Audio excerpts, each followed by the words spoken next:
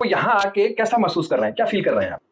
स्वर्ग से भी प्यारी जन्मभूमि होती है। आदरणीय श्री जसवीर सिंह जी, सबूर मैंने जीवन में आगे बढ़ने का उन्हीं से सीखा। आपने बहुत मार्मिक प्रश्न किया जो है। मैं रेलवे में जब मैहर में पदस्थ हुआ तो उसी दिन जो है वहां कर्फ्यू लग गया। माँ शारदा भवानी आल्हा उदल की कुल देवी है कि हाथी का सूंड पकड़ के जैसे कोई बच्चा को पटकता है ऐसे पटक देते थे। तो हमको माँ के जो वहाँ ऐतिहासिक जो पृष्ठभूमि थी मैहर मतलब शहर की, वो हमको ज्यादा रोकती थी। रेलवे की नौकरी नहीं रोकती थी। एक हफ्ते के अंदर मेरे ऊपर सीबीआई का छापा पड़ा। बहुत सारे तीर्थ यात्री मैहर स्टेशन पे आते रहे होंगे। एक ऐसा तीर्थ यात्री जिसने आपके दिल को छू लिया हो। डॉक्टर भी फर्जी, बनाने वाला भी फर्जी, चलने वाला भी फर्जी। तो इसका मतलब धमकियां भी आती रही होंगी। अरे आप इतना मीडिया में हाईलाइट हुआ, ये आईबीएन चैनल था और आज तक वगैरह कोई ऐसा न्यूज़पेपर नहीं था जो सालों नहीं चला। साथी है शिवानंद सिंह जी, तो उन्हीं का सहयोग रहता है हमको। तो मैंने ये देखा कि जैसे नियत लोगों की थोड़ा बड़ी खोटी रहती है और सिविक सेंस होगा गायब है। जैसे आज की डेट में पैसा वाले भी, जिनके पास बहुत पैसा है, पता लगा चक्रोट जोत लिए, तालाब कब्जा कर लिए, ये जगह से कब्जा कर लिए, भीटा कब्जा कर लिए, मतलब 1 इंच जमीन नहीं छोड़ी। अच्छा, गांव से जो प्रभुत्व को पकड़ा है तो पुनर्वास तो हुआ नहीं, जो गए वो चले गए। अच्छा, जो गंवारों का एक बड़ा संगठन है, ग्रुप उनका बड़ा जल्दी ग्रुप बन जाता है, नशेड़ियों का, गंवारों का, इन सबों का जो है, तो उसमें अगर एक तो गलती से आता भी मेरे जैसा आदमी, तो कुछ दिन के बाद कहता है अरे यार चलो यहाँ से जो है, वो जहाँ थे ठीक थे, जो है जो जमीन कब्जा है, जो रोड कब्जा है, जो तालाब कब्जा है, उनको तो दिक्कत होगी मेरे जैसे आदमी से। व्यक्तिगत आपका कोई कब्जा कर रहा है या आपको अतिक्रमण आपका कर रहा है तो चलिए ठीक है, उसका विरोध आप कर रहे हैं तो चलिए बात समझ में आती है कि वो आपका व्यक्तिगत था। ये कट होगा नहीं कैमरे से, नहीं पॉडकास्ट में, नहीं, हम आपको कोई दिक्कत नहीं आएगी। मैं ये कह रहा हूँ एकदम कट ना हो और मजबूत करिएगा इसको जो है। ये मैं चाहे एसपी हो, चाहे डीआईजी हो, चाहे डीजी हूँ प्रदेश के, चाहे मुख्यमंत्री जी हूँ, मैं उनके सामने कह दूंगा कि ये सिस्टम में आपके चल रहा है। अब फिर हर शरीफ आदमी को पुलिस वाला बोलेगा जरा चौकी आ जाइए, जरा थाने आ जाइए, तो वो क्या करेगा? ये वर्तमान जो सरकारें हैं ना, चाहे जिस पार्टी की सरकार हो, और विशेष तौर से वर्तमान सरकार सेंट्रल की और स्टेट की, इसके पास युवाओं के लिए कोई डिजाइन नहीं है। सारी नौकरी बंद। किसी मंत्री को, किसी कलेक्टर को, किसी कमिश्नर को ठेके पे रख लीजिए ना, पढ़े लिखे तो वो लोग हैं जो है, निरीह नागरिक को ठेके पे क्यों? अभी देखिए मुख्य सेविका का जो है 2 साल हो गया, आज तक ये लोग रिजल्ट नहीं निकाल पा रहे हैं। मतलब चोरों को ही चौकीदार बना दिया है। हमने तो चुन दिया, ठीक है, हमने विश्वास किया। हम चुनी क्यों रहे हैं? हम नोटा क्यों नहीं दबा दे रहे हैं? हाँ, प्रॉब्लम हमारे साथ भी तो है। सबसे मजेदार आपने कहा, शिवराज जी ने बोला जो है मध्य प्रदेश में कि हमको सवर्णों का होना चाहिए। अच्छा, और सवर्णों ने सिर्फ नोटा लगाया। अच्छा, और उसके बाद उनकी सरकार जो है खतरे में आ गई। खतरे में आ गई। मान लीजिए घोड़ा है, आपके पास गधा है, अब गधे को साबुन लगा के नहला रहे हो, खरारा मार रहे हो, कहोगे कि साहब ये जो है घोड़ा इसको बना रहा हूँ, तो घोड़ा नहीं बनेगा, उसका जो मटेरियल रहेगा। Just like Rahul Gandhi. आप एक बार उधर देख के बोल दीजिए। तो ओल्ड पेंशन यदि नहीं मिलेगी तो नए कर्मचारियों का रिटायरमेंट के बाद जीना बड़ा मुश्किल रहेगा। रेल मंत्री सामने मेरा डिबेट करा दीजिए आप, फिर देखता हूँ कितने अर्थशास्त्री हैं, कितने 17-10 डिब्बे की गाड़ी से रेल में ट्रैफिक क्लियर होगा वंदे भारत से। एक सांसद ने कहा था कि आपने एसी डिब्बा बढ़ाते जा रहे हो, स्लीपर डिब्बा, जनरल डिब्बा कम करो, भेड़ बकरियों भी करो, उसको आदमी को घुसा के जान मार रहे हो जो है। मेरे कहने का मतलब कि एक दिन रेल मंत्री जी जरा ऐसी गाड़ी में मेरे साथ चले ना। आपको इंटरेस्टिंग बात बताऊं कि रेल का अधिकारी अब ट्रेन से नहीं चलता। रेल की सीटी से मंदिर की घंटी तक, जब भी आप रेल की यात्रा कर रहे हो और मैहर वाले रूट पे जा रहे हो, और जब मैहर पहुंचते पहुंचते मैहर की पहाड़ियों पर माता शारदा मैहर देवी का मंदिर देखते हैं तो वो दृश्य बहुत ही अकल्पनीय हो जाता है। मजा तब आता है जब जिस साइड में, खिड़की के जिस साइड में माता का मंदिर पहाड़ियों पे दिखाई देता है, सारे लोग उसी साइड में आ जाते हैं और माता के मंदिर को निहारना शुरू कर देते हैं और वहीं से हाथ जोड़ के माता को प्रणाम करते हैं। मैहर रेलवे स्टेशन पे स्टेशन मास्टर के पद पे 30 साल तक रहे दीनानाथ सिंह उर्फ डीएन सिंह, वो हमारे बीच में मौजूद हैं और आज उनसे बातें करके हम माता मैहर देवी की याद को फिर से ताजा करेंगे और आपको इस पॉडकास्ट के माध्यम से ले चलेंगे माता मैहर देवी। दीनानाथ सिंह जी, स्वागत है काशीपुरम के पॉडकास्ट में। काशीपुरम के माध्यम से मैं सर्वप्रथम श्रोताओं को सबका अभिवादन करता हूं, सबको नमस्कार करता हूं। मैहर रेलवे स्टेशन पर आपने 30 साल स्टेशन मास्टर के रूप में आपने वहां पे कार्य किया, अपनी सेवाएं वहां पे प्रदान किया और अभी आप अपने गांव आए हुए हैं। जी जी। किशोरावस्था के बाद जो जवानी का दिन आता है, शुरुआती दिन, जी जी, वो यहीं बीता। जी जी। इसके बाद आपकी नौकरी लगी। जी जी। और वर्षों बाद रिटायर होने के बाद जब आप वापस अपने गांव में आए हैं तो आपको कैसा लग रहा है? सबसे पहले हरिताभ जी, मैं आपको नमस्कार करता हूं कि आपने हमको सौभाग्य दिया अपनी काशीपुरम चैनल पे वार्तालाप के लिए, और इस चैनल के माध्यम से ये सब माता रानी की कृपा है। दर्शकों को भी सादर प्रणाम करता हूँ।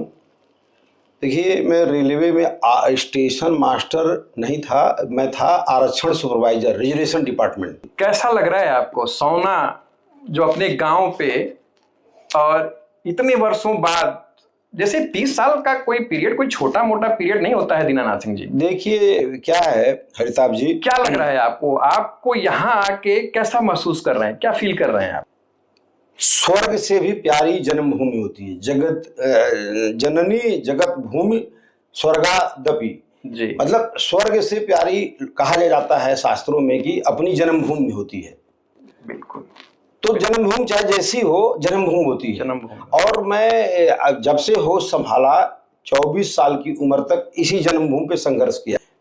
आदरणीय श्री जसबीर सिंह जी, सहूर मैंने जीवन में आगे बढ़ने का उन्हीं से सीखा, और हमको अच्छा लगता है उनके पास उठने बैठने बोलने में, उनकी कुछ सेवा वेवा कर देने में हमको अच्छा। अभी कैसा आपको, अब आए हैं आप, कैसा लग रहा है? अब मैं आया हूं तो थोड़ा सा गांव का जीवन नीरस होता है, उतना नहीं कुछ संसाधन रहते जी। लेकिन मेरे को हमको कुछ फर्क नहीं पड़ता उससे।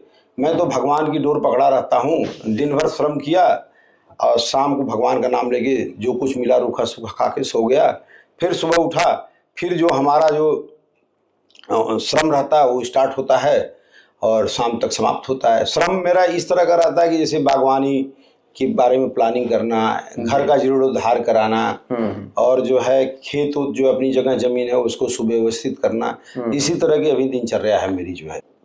जो मैहर में जी आपकी सेवा का जो पहला दिन रहा होगा, जी जी, क्या वो याद है आपको? पहला दिन। हाँ आपने बहुत मार्मिक प्रश्न किया जो है मेरे लिए। जब मैं रेलवे में जब मैहर में पदस्थ हुआ जी, तो उसी दिन जो है वहाँ कर्फ्यू लग गया। एक मैहर में सीमेंट फैक्ट्री है आदित्य बिरला ग्रुप की, जी जी जी, Maihar cement factory, Maihar cement, अब वर्तमान में अल्ट्राटेक हो गई है। अल्ट्राटेक। तो वहाँ ट्रेड यूनियन का कुछ नेता था, वो अच्छा। अपना जो है उससे मैनेजमेंट से कुछ विरोध था, तो किसी व्यक्ति ने उसको किस सन में? सन 1997 97। हाँ। अच्छा अच्छा। तो जून उनका महीना था जो है, और ट्रेड यूनियन के नेता की हत्या हो गई। अच्छा। गोली मार के। अच्छा। तो जिस दिन मैं गया तो वो पूरा मैहर बंद था और धरना प्रदर्शन सब था। फिर उसके बाद जो है 1-2 दिन बाद नॉर्मल हुआ, होटल सारी बंद थी। फिर जब मैं गया तो मैहर बड़ा स्टेशन है जी, और चारों मतलब दिशाओं से लोग यहाँ यात्री माँ शारदा देवी के मंदिर में आते हैं और वहाँ बड़ी आस्था रहती है। और माँ शारदा भवानी आल्हा उदल की कुल देवी है।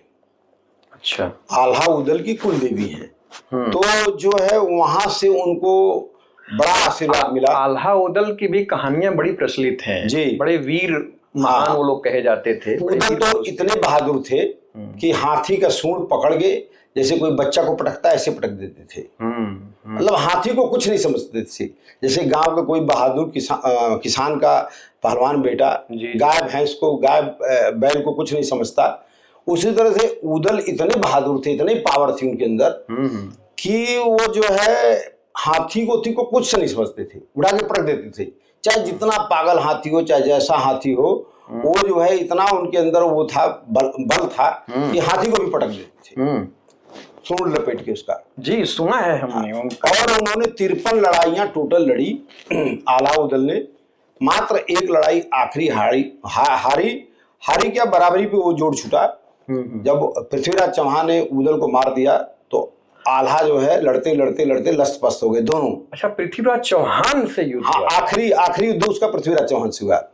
महोबा स्टेट रावल राजा था। अच्छा। वहां पे हुआ। और जो है वो फिर गुरु गोरखनाथ जी वहां उपस्थित हुए, बोले कि आपस में हिंदू राजा मत लड़ो। फिर समझाया, वो छोड़ के चले गए पृथ्वीराज चौहान वापस। और उदल को, आल्हा को वैराग्य आया, वो राजपाट छोड़ के मतलब धर्म के मार्ग पे माँ की उपासना में लग गए। अच्छा, आल्हा मतलब वैराग्य आल्हा बड़े भाई थे, उदल छोटे भाई थे। तो उदल तो उनको मार दिए गए थे, वो तो पृथ्वीराज चौहान से लड़ाई हुई तो उस लड़ाई में उदल की हत्या हो गई। हाँ। अच्छा, लेकिन आल्हा जीवित थे? आल्हा जीवित थे। आल्हा जब पृथ्वीराज चौहान लड़ रहे थे जी, तो दोनों उपासक थे जी, गुरु के, दोनों के गुरु एक थे, गोरखनाथ, गुरु गोरखनाथ जी जी। तो वो उपस्थित हो गए। तो समझाया तो कंप्रोमाइज हो गया कि चलो ठीक है, अब बहुत खून बर्बाद हुआ, रक्तपात हुआ, अब जो है लड़ाई बंद करो। तो उसी लड़ाई के बाद जो है आल्हा जो है मतलब धर्म के मार्ग पे चले गए। अच्छा, आध्यात्मिक हो गए। अच्छा। और पृथ्वीराज चौहान भी अपना वापस चले गए। और उसके बाद जो है ये महोबा का राज्य भी जो है करीब करीब समाप्ति हो गया था इन लोगों के बाद जो है। लेकिन वहां मैहर में इनकी बहुत आस्था थी। और ये कहावत है कि इनकी जो आल्हा उदल की माता ने जब एक बार रावल राजा कहीं किसी राजा अक्षराज राजा से जब हार गया था, तो ये उस समय आल्हा के बाप का सर काट के अपने महल में रखा था। अच्छा। तो उस पीरियड को जो उन्होंने वनवास के रूप में काटने के लिए मैहर में अपने बच्चों को लेके पड़ी रही। अच्छा। आल्हा उदल की माँ। और फिर उसके बाद जो है रावल राजा को पता चला तो जो है उसके लोगों ने ले गए और वहां सेनापति बनाए, आल्हा को और उदल को। एक को सेनापति, आल्हा को सेनापति, उदल को उप सेनापति। ये स्टेट के आल्हा उदल राजा नहीं थे, जो महोबा रावल राजा थे उनके ये जो है सेनापति। हाँ, लेकिन उनका स्टेटस राजा के ही जैसा रहता था और राजा बड़ा सम्मान करते थे और बड़े वफादार थे और बड़े बहादुर थे। तो हमको माँ के जो वहाँ ऐतिहासिक जो पृष्ठभूमि थी मैहर स्थान मतलब शहर की, वो हमको ज्यादा रोकती थी। रेलवे की नौकरी नहीं रोकती थी। और पूरे हिंदुस्तान का दर्शन मैहर रेलवे स्टेशन पे नौकरी करते करते ही हो जाता था। हर जगह के नात रिश्तेदार यार मित्र वहीं मुलाकात हो जाती थी। हमारी नौकरी भी चलती थी। जी। और जो हमारा इसौना में गांव था, यहाँ छोटी मोटी खेती थी, बीच बीच में आके देखता था। यही मेरे जीवन का क्रम रहा। माता के प्रति जो आपकी आस्था थी उसने आपके जीवन को कैसे प्रभावित किया? देखिए साहब, एक बार की बात है हरिताभ जी कि मैं एक कोई नेता था किसी पार्टी का, मैं उसको तत्काल की टिकट जो है बिना लाइन के नहीं दिया। तो उसने बड़ी नेतागिरी की और इधर उधर फर्जी कंप्लेंट किया, जो है GM DRM को, मिनिस्टर को सबको किया। तो उसके इस हमारे करीब नौकरी के 8-10 साल बाद तो वो उसके सारे एक्सरसाइज के बाद मेरा ट्रांसफर 1.5 साल तक नहीं हुआ। रेल मिनिस्टर, मुख्यमंत्री, GM DRM जितने रेल के पोर्टफोलियो थे, फोरम, सब पे वो मेरी कंप्लेंट किया। मेरा गुनाह था कि उसको बिना लाइन के मैं तत्काल टिकट नहीं दिया। अब उसके बाद क्या है कि जो है कि वो बहुत शिकायत करता रहा, कंटिन्यू करता रहा। तो एक GM ने मेरा ट्रांसफर नहीं किया, महाप्रबंधक ने। मेरा वर्तमान जोन आता है पश्चिमी मध्य रेल जबलपुर, पहले बॉम्बे हुआ करता था सेंट्रल रेलवे। तो एक GM ने नहीं किया, दूसरा GM थोड़ा सा कान का कच्चा था, उसने मेरा ट्रांसफर कर दिया। और GM बहुत बड़ी बात होती है, बहुत बड़ी पोस्ट होती है। DRM भी होती है, GM तो और बड़ी होती है। GM मतलब उस जोन का वो जो है राजा, रेल का राजा। फिर उसके बाद क्या हुआ कि मैं वो गया माँ के दरबार में, मैं हाई कोर्ट तक गया, उसके ऑर्डर को चैलेंज किया। और जो है फिर ऑर्डर हमारा नहीं स्टे हुआ उसका, क्योंकि हमको 8 साल हो गया था। अब वो एक ही तर्क था कि भाई आप इतने दिन से यहाँ हैं, जी। और आपकी एक पब्लिक कंप्लेंट है तो इसलिए आपको शिफ्ट किया जा रहा है, आपका टेन्योर पूरा हो गया। अब उसके आगे हमारा कोई लॉजिक नहीं था जी। तो हम कैरी आउट कर लिए ट्रांसफर ऑर्डर। तो कैरी आउट करने से पहले मैं माँ के दरबार में गया और माँ से कहा, हे माँ, ज्यादा कुछ उल्टा पुल्टा जीवन में काम नहीं किया, देख लेना, जल्दी हमको फिर इधर ही बुला लेना अपने दरबार में।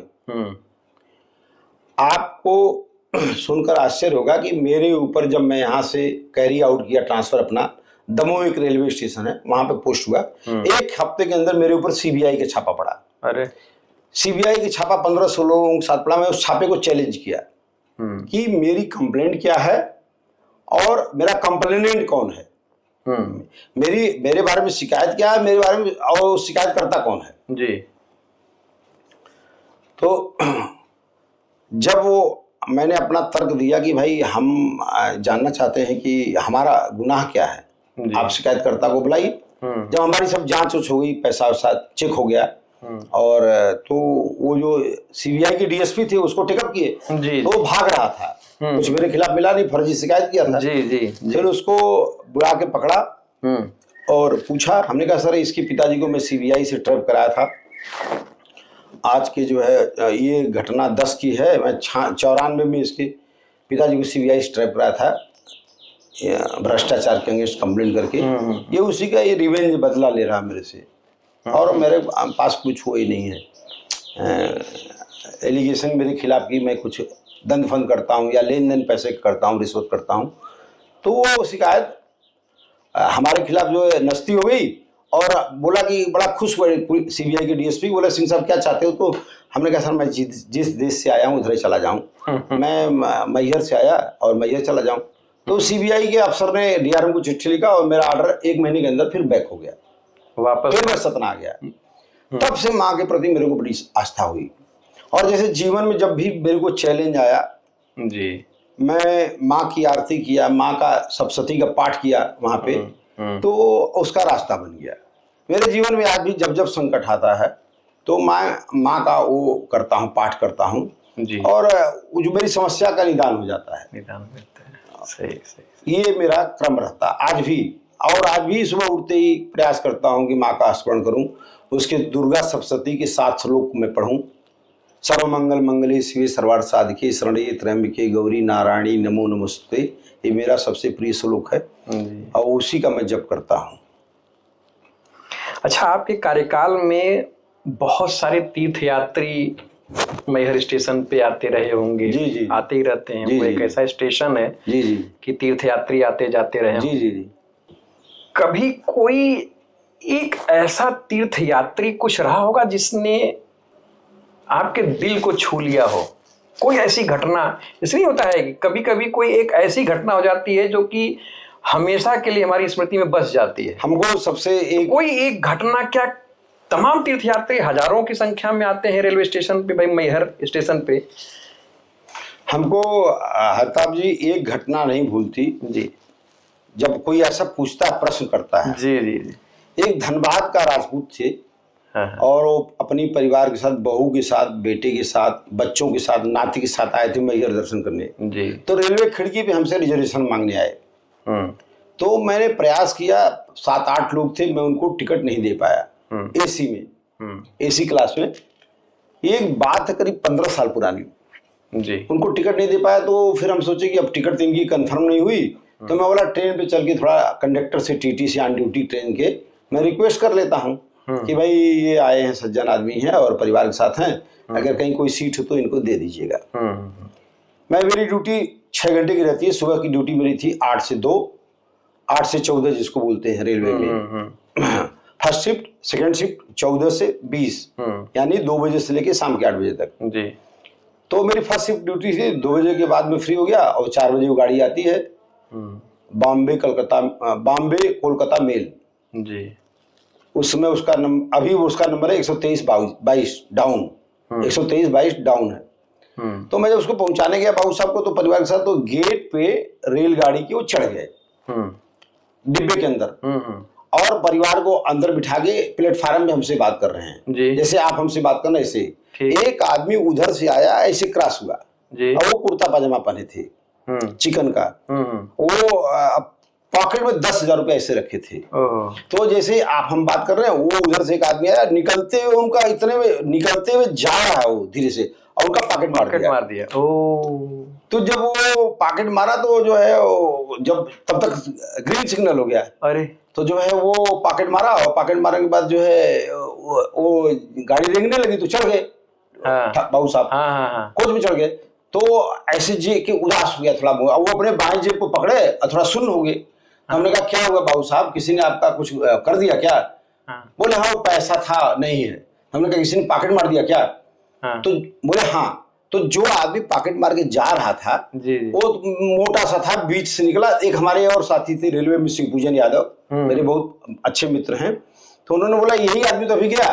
तो मैं क्या देख रहा हूँ कि उसका जेब जो है 10,000 रुपया रखा था, तो वो 50 हाँ दिख रहा होगा। उस जमाने 150 की नोट चलती थी। जी जी जी जी। तो ऊंचा था ऐसी जैसे हाँ। तो मैं क्या किया कि मैं ट्रेन रेंग रही है अब मैं क्या किया कि एक जीआरपी का सिपाही ड्यूटी प्लेटफॉर्म पे दे रहा था जी। मैं बोला गुरमलिया जी जरा मेरे पास आइए, और उसका पीछे से कॉलर पकड़ा, जेब में हाथ डाला, और 10,000 रुपया निकल गया, पूरा पैसा।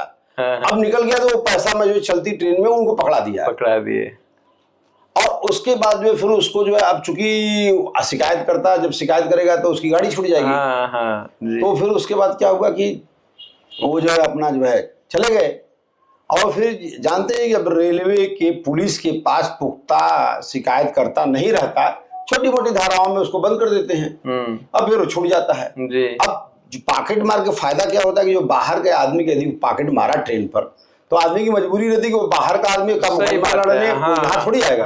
कायदे से सीआरपीसी आईपीसी में प्रोविजन होना चाहिए कि आप जहाँ पे घटना, जहाँ का वो आदमी रहने वाला है, उस केस को उसको वहाँ मतलब होम टाउन में ट्रांसफर कर दिया जाए। जी। तो उसको मुकदमा लड़ने में, पैरवी करने में सहूलियत रहेगी।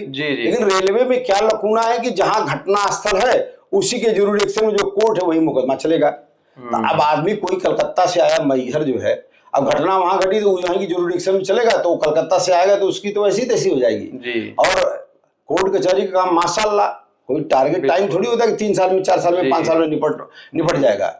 वो तो वहां तो जो है सब जगह सुधार हुआ आजादी के बाद, लेकिन वहां कोई सुधार नहीं है। इस सुधार की आवश्यकता तो है रेलवे नहीं। जब जिस देश के प्रधानमंत्री के मर्डर का मुकदमा 20 साल चलता है, और होते समय बदलते बदलते 20 साल में आदमी का मिजाज बदल जाता है। सही बात है। दया आ जाती है, और उसके बाद करुणा आ जाती है, और उसके बाद जो वो परिस्थितियां उसकी ऐसी हो जाती हैं कि वो कंप्रोमाइज कर लेता है, उसके ऊपर न जाने क्या प्रेशर होगा उस टाइम। तो ये कोर्ट कचहरी के काम से जो आदमी वो घटना हमको सबसे ज्यादा याद क्लिक करती है।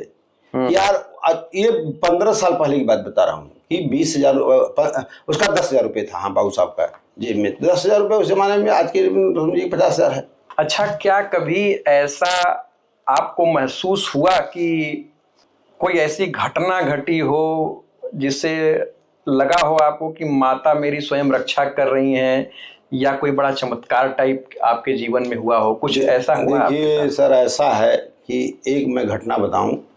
मैहर रेलवे स्टेशन में मैं आरक्षण के पद पे जब काम करता था, तो रिजर्वेशन में नाना प्रकार की सुविधाएं छूट रहती हैं नागरिकों को, देश के नागरिकों को रेलवे द्वारा उस समय रियायतें कर रहती हैं। रियायत मतलब कंसेशन, जैसे कैंसर पेशेंट के कंसेशन होते हैं, टीबी के कंसेशन होते हैं, थैलासेमिया के होते हैं, और जो है विकलांग के होते हैं, अंध वो व्यक्तियों के होते हैं, नाना प्रकार के कंसेशन है।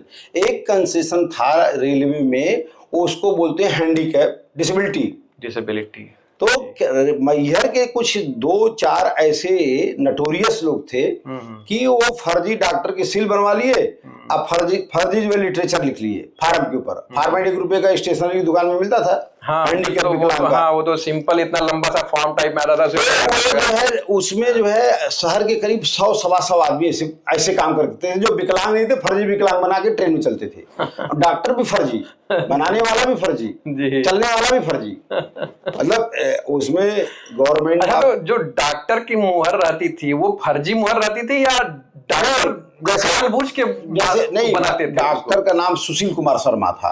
तो सुशील कुमार शर्मा के जो सील के अंदर जो है रजिस्ट्रेशन क्रमांक रहता है उसकी डिग्री का, उसमें जैसे 51-60 है, तो उसमें लिखा था 52-60। अच्छा, मतलब डॉक्टर ने नहीं बनाया? डॉक्टर ने नहीं बनाया। अच्छा, मतलब अब वो डॉक्टर का रजिस्ट्रेशन क्रमांक मान लीजिए कुछ रहा होगा, 51-60 रहा होगा, तो उसका रजिस्ट्रेशन क्रमांक जो मेडिकल डिग्री का था 52-60 था।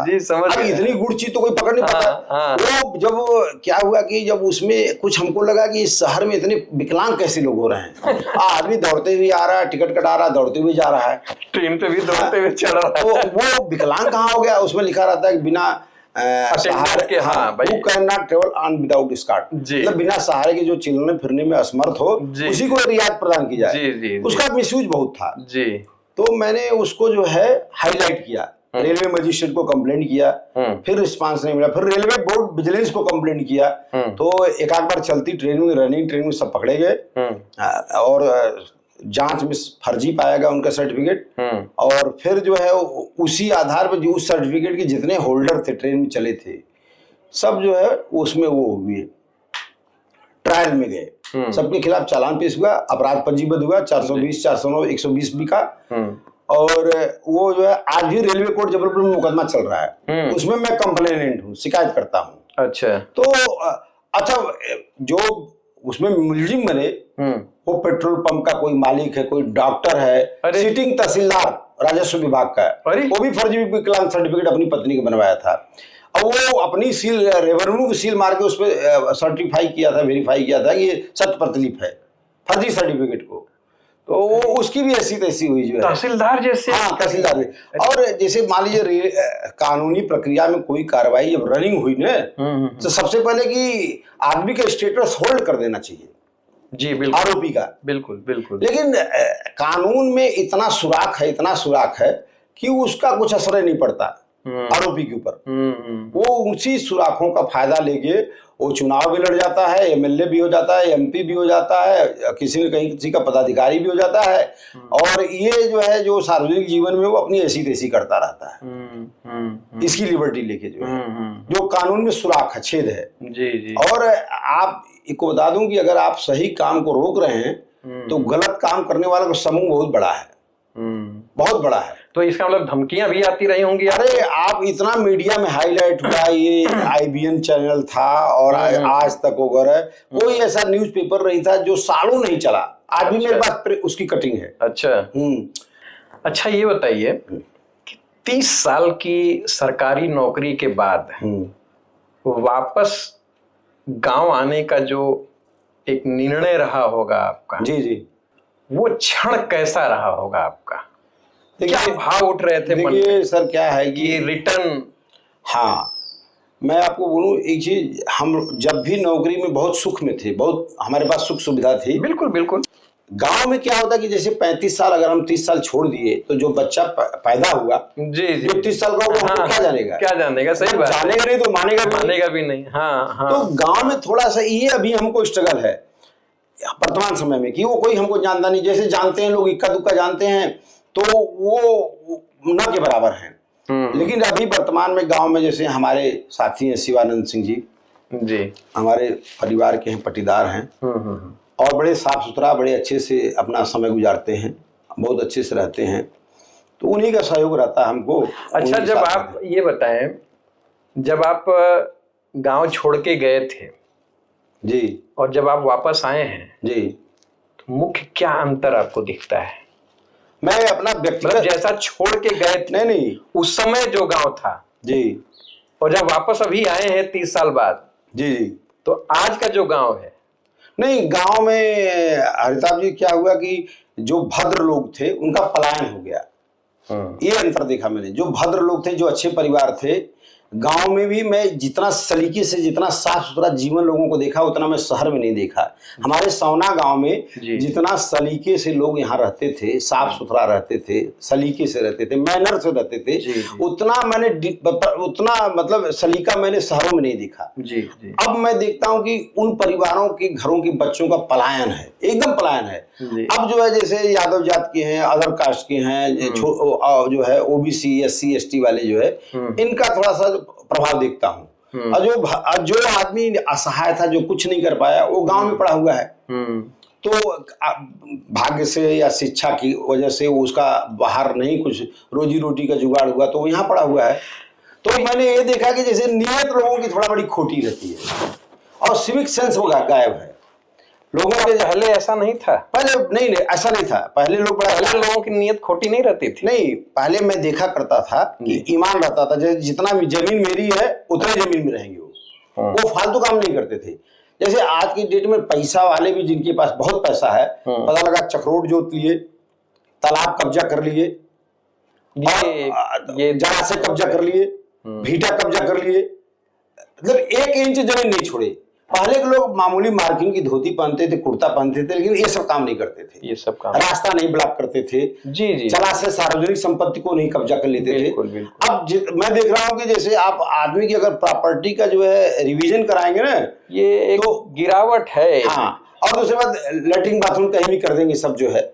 अरे सड़क, प्रधानमंत्री सड़क बनी है रास्ता जाने के लिए कि गाय गोरू बांधने के लिए, चिपड़ी पाथने के लिए, वो लेटरिन बाथरूम करने के लिए थोड़ी बनी ये है। तो समस्या है गाँव में। तो जैसे नॉनसेंस टाइप की हरकतें ज्यादा दिखती हैं, और उसके बाद जो उसको मतलब उसको सत्यापित करेंगे कि नहीं हम जो कर रहे हैं बड़ा अच्छा कर रहे हैं। अच्छा, गांव से जो प्रबुद्ध लोगों का पलायन है तो पुनर्वास तो हुआ नहीं, जो गए वो चले गए। तो उस पलायन पे क्या आपका कहना है? क्या मेरा एक कहना है कि आप देखें एक चीज, पलायन तो आपका भी हुआ था जी, ठीक है भाई। पलायन मतलब हम ऐसा कोई पलायन नहीं कहेंगे कि आदमी जो है कि गांव से किसी घटना से त्रस्त होके या गांव वालों से त्रस्त होके भागा है। भाई आदमी माइग्रेट करता है अपनी रोजी रोटी के लिए, अपने बच्चों की उच्च शिक्षा के लिए, अच्छी शिक्षा स्वास्थ्य के लिए माइग्रेट करता है, शहर की तरफ जाता है कि भाई, तो वो गया ठीक है। लेकिन जो एक विडंबना, आप भी गए जी जी, लेकिन आपकी सर्विस पीरियड आपका खत्म हुआ जी, लेकिन आप वापस आए जी जी, लेकिन जो गए जी जी, और वो वापस आ ही नहीं रहे हैं, नहीं उनका क्या, उनके बारे में आप नहीं हरदा जी, क्या होता ऐसा है, क्यों है? हर आदमी का अलग अलग टेस्ट होता है। जैसे हमारा जो सौना गांव है जी, मैंने जितने मुकाम पे ये लोग ऊंचे गए उतने मुकाम पे रेयर गांव के लोगों को देखा। हाँ ये तो है। एक जमाने में इस गांव में हमारे परिवार में, राजपूत परिवार में ऐसी पर्सनालिटी थी जी कि टॉप टू बॉटम, जी जी जी, मतलब किसी जमाने में सोचिए कि इसी गांव के वाइस चांसलर हुआ करते थे जयपुर में, डॉक्टर राजनाथ सिंह जी। जी जी जी, फिर ऑल इंडिया खादी बोर्ड के चेयरमैन थे ठाकुर देवकरण सिंह जी। जी जी जी, उसी समय ऑल यूपी के जो है डायरेक्टर थे बाबूराम सूरत सिंह जी जी। सन 1937 में गाजीपुर के मुख्य चिकित्सा अधिकारी डॉक्टर रामकरण सिंह थे। जी जी, और अंग्रेजों के जमाने में, ब्रिटिश टाइम में जो है यहाँ के बाबू साहब लोग कोई कानूनगो साहब थे, और मतलब जो है वो ब्रिटिश टाइम में बाबू छमना सिंह जी। तो उनके घर के एकाक पीढ़ी तो यहाँ डिटेन हुई, रुकी, लेकिन जो नई जनरेशन जैसे बड़ी अच्छी नौकरी की है तो उनका पलायन हो गया। अब जैसे ये इतना बड़ा परिवार था यहाँ पे जो है, लेकिन अब इक्का दुक्का लोग बचे। अच्छा, अच्छा, ये सिर्फ ये आपके गांव की समस्या है या जनरल एक समस्या है, सारे गांवों की समस्या है? नहीं, जो मैं देख रहा हूँ, जैसे सवर्ण के लोग, सवर्ण राजपूत कौम में, जैसे नागडी गांव है, भुजंगा गांव है, जी जी, इधर इटाहा है, करमपुर है, करमपुर के गांव अब हाईवे से लगा हुआ है NH31 से जी, लेकिन वहां के ठाकुर बनारस में रहते हैं।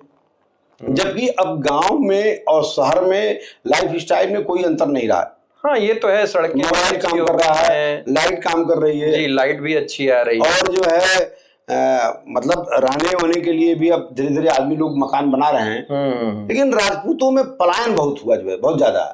और ये जो है हमको समझ में नहीं आ रहा कि जैसे कुछ लोग क्या है कि कायस्थों का भी देख लीजिए आप। हाँ, कायस्थ तो जैसे एकदम गायब ही हो गए। हाँ, वो एकदम गधे की सिंग की तरह गायब हो गए जो है। तो मतलब कायस्थ जो है उनकी भी बड़ा अच्छा और वेल एजुकेटेड थे लोग जो है। और ये, और मैं समझता हूँ कि गांव में कम से कम एक आध परिवार को रुकना चाहिए था, सब के सब एकदम गए। अच्छा, दूसरी बात क्या होता है कि जैसे नौकरी वाला जब लोगों का पलायन हो जाता है ना, तो जैसे क्या होता है कि फिर चील कौओं का राज हो जाता है, चमगादड़ों का राज हो जाता है। जैसे मंदिर के शिखरों पे क्या होता है, कभी कभी चील कौवे भी विराजमान हो जाते हैं जी। तो मंदिर के शिखर पे चील कौवा विराजमान थोड़ी अच्छा लगेगा, हंस विराजेगा या मोर विराजेगी तो थोड़ा अच्छा लगेगा। सही सही। ऐसे ही यहाँ पे जो है जो बुद्धिजीवी वर्ग है धीरे धीरे उसका पलायन हो गया। अच्छा, जो गंवारों का एक बड़ा संगठन है, बड़ा ग्रुप है उनका, जो बड़ा जल्दी ग्रुप बन जाता है, नशेड़ियों का, गंवारों का, इन सबों का जो है, तो उसमें अगर एक आध तो गलती से आता भी है मेरे जैसा आदमी, तो कुछ दिन के बाद कहता अरे यार चलो यहाँ से जो है, वो जहाँ थे ठीक थे जो है, कोई एडजस्ट नहीं कर पाता। हाँ, वो सर्वाइव नहीं कर पाता यहाँ के क्लाइमेट्स में जो है। लेकिन मैं तो प्रयास कर रहा हूँ, चुनौती मेरे सामने, ये चुनौतियां आपके सामने आ रही हैं। हाँ हाँ, अब मैं रहूंगा तो लोगों को दिक्कत होगी, जो जमीन कब्जाए हैं, जो रोड कब्जाए हैं, जो तालाब कब्जाए हैं, उनको तो दिक्कत होगी मेरे जैसे आदमी से। कोई व्यक्तिगत आपका कोई कब्जा कर रहा है या आपको अतिक्रमण आपका कर रहा है तो चलिए ठीक है, उसका विरोध आप कर रहे हैं तो चलिए बात समझ में आती है कि वो आपका व्यक्तिगत था। जी जी जी जी जी। चूंकि 30 साल बाद आप आए हैं, जी जी जी, एक तो खुद ही गांव से अनजाने हैं। जी जी जी। और अभी जो आपने बताया कि गांव के लोग किस तरह से जो है कि प्रवासियों को एक तरह से वापस आने नहीं देना चाहते, तो उस कंडीशन में आपके अंदर ऐसा क्या भाव आया कि नहीं, जो आपकी प्रॉपर्टी के अलावा भी और जिसने कोई कब्जा वब्जा किया है उसको भी हटाया जाए? देखिए, क्यों ऐसा? बहुत अच्छा प्रश्न किया आपने हरताब जी। मैं इस देश का नागरिक हूँ जी। अगर नागरिक का ये फर्ज होता है, जो संविधान है उसमें ये उसका फर्ज होता है कि आप चलते हुए रास्ते अगर कोई अपराध घटता है तो आपको संबंधित नोडल एजेंसी को इन्फॉर्म करें जी, ये तो सूचना दें। बिल्कुल बिल्कुल, किसी भी तरह का अपराध होता है। जैसे हम रेलगाड़ी में सफर कर रहे हैं, अगर वहां अपराध हो रहा है तो एज ए नागरिक हमारा फर्ज बनता है कि मैं उसको सूचित करूं जी। बिल्कुल, जैसे अभी आपने देखा होगा एक जो है इंदौर की घटना घटी, राजा रघुवंशी और उसकी वाइफ थी सोनम रघुवंशी जी जी जी। अब घटना कहाँ घटी? वहां से घटी जो है शिलांग में। अब जब घटना घट गई तो शिकायत शिकवा हुआ, बड़ी मुश्किल से सब वो सॉर्ट आउट हुआ। तो मेरे कहने से मैं एक एज ए नागरिक, मैं पढ़ा लिखा आदमी हूँ, हमने यही पढ़ा है किताबों में, सोशियोलॉजी के या हिस्ट्री के या जो लॉ की किताबें पढ़ा हूँ या संविधान थोड़ा पढ़ा हूँ, तो उसमें कहीं नहीं लिखा कि अगर आपके सामने कोई अपराध हो रहा है तो आप आंख मूंद के चलिए। ये तो पढ़ा लिखा है। हाँ, ये तो, और या डर के समाज में जिंदगी गुजारी है, ये कहीं नहीं लिखा है। हमने नहीं पढ़ा है। नहीं, कोई पढ़ा तो हमको बता दीजिए। नहीं। तो हमारे ये जीन्स में है कि हम ये फालतू काम नहीं होने देंगे। अच्छा, दूसरी बात, जैसे आम रास्ते को अगर आप चुप कर रहे हैं तो आम रास्ता तो आम आदमी का है ना, आम आदमी में भी आता हूँ। बिल्कुल, तो हमारा राइट हमको चाहिए, ये तो है, हमारा राइट हमको चाहिए। लेकिन उसके अब ये बताएं आप कि अब इस वजह से जो दुश्मनियां पैदा हो जाती हैं, दुश्मनी या तमाम और जो चैलेंजेस जो आते हैं, नहीं मेरे वो सब आपको झेलना पड़ेगा, वो सब सारे चैलेंजेस फेस करने पड़ेंगे। क्या तैयार हैं आप? मेरे कहने का मतलब है, देश जब अंग्रेजों के हाथ गुलाम था तो चंद्रशेखर आजाद, भगत सिंह जी तो नहीं जानते थे क्या होगा। सही बात है। मतलब आप तैयार हैं? नहीं, जो भी चैलेंजेस आएंगे मैं फेस करूंगा। मैं एक बार एक पुस्तिका थी, एक नवनीत डाइजेस्ट करके एक मैगजीन आती थी। हाँ, पहले आती थी जी। मैं 8वीं कक्षा में था जी। तो उसमें लिखा था कि जंग खाकर मरने की अपेक्षा घिस के मर जाओ, घिस के मर जाओ। क्या बात है। दूसरी बात क्या है कि देखिए, होता क्या है ना कि प्रकाश सूर्य से होता है, जुगनू से या तारों से नहीं होता। तो ये सब के लिए एक जातक अलग टाइप का कुदरत पैदा करती है। अभी जैसे एक पुलिस का स्टाफ हमको बोला, यही एक चौकी है, कि आप एक काम मत करिए, तो मतलब रिटर्न में हमको लिख के दे दीजिए। मैं नहीं करूंगा, आप हमको रिटर्न में लिख के दे दीजिए और उसमें जो है मत संख्या लिख दीजिए, कौन सा काम मैं कर रहा हूँ उसको आप रोक रहे हो। नहीं दिया लिख के। हमने कहा जब आप लिख के नहीं देते तो हम क्या पुर्रा है का? हम क्या गंवा रहे हैं कि आपकी बात सुने? तो इस तरह की चीजें, अभी यहाँ तो सिपाही जी सोचते हैं कि हमारे पास सीआरपीसी आईपीसी की पावर है, हम इनको फर्जी मुकदमा लिख के इनको परेशान करेंगे। अच्छा, आज भी ये सारी चीजें गांवों में चल रही हैं? खूब सवालों का मतलब नहीं, पुलिस तो देश की जो है जो चाहे सो कराए। पुलिस दो परिस्थिति में खुश रहती है या काम करती है। एक परिस्थिति है कि उसको मनमाफी कुछ पैसा वैसा दे दीजिए। अच्छा, हाँ, मतलब तो वो कुछ नहीं करेगी, आपको रिलीफ देगी। या रिलीफ कब देगी? जब वो जानेगा कि मेरा इंक्रीमेंट बंद हो जाएगा, मैं सस्पेंड हो जाऊंगा। लेकिन एक चीज समझिए, मैं आपसे एक चीज कह रहा हूँ, ये कट होगा नहीं कैमरे से, नहीं पॉडकास्ट में, नहीं हमको कोई दिक्कत नहीं आएगी। मैं ये कह रहा हूँ एकदम कट ना हो और मजबूत करिएगा इसको, जो है इसको।